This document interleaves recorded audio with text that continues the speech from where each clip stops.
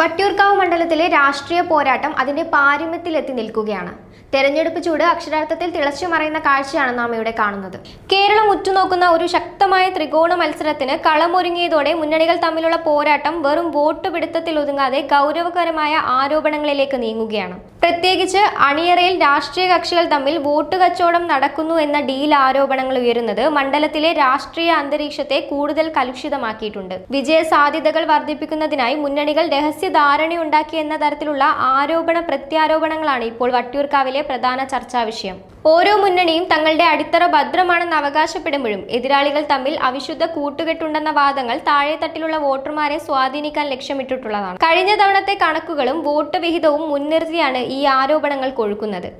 LDF തങ്ങളുടെ വികസന നേട്ടങ്ങൾ ഉയർത്തിപ്പിടിച്ച് മണ്ഡലം നിലനിർത്താൻ ശ്രമിക്കുമ്പോൾ UDF നഷ്ടപ്പെട്ട പ്രതാപം തിരിച്ചുപിടിക്കാനുള്ള കഠിന ശ്രമത്തിലാണ്. എന്നാൽ BJP കൂടി ശക്തമായ സാന്നിധ്യമായി മാറുന്നതോടെ വോട്ടുകൾ എങ്ങോട്ട് മറിയുമെന്ന ആകാംക്ഷയിലാണ് രാഷ്ട്രീയ നിരീക്ഷകർ.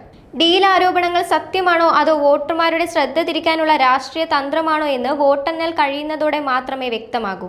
എങ്കിലും ആരോപണങ്ങൾ കത്തുന്ന ഈ സാഹചര്യത്തിൽ വട്ടിയൂർക്കാവിലെ പോരാട്ടം പ്രവചനാതീതമായി തുടരുകയാണ്.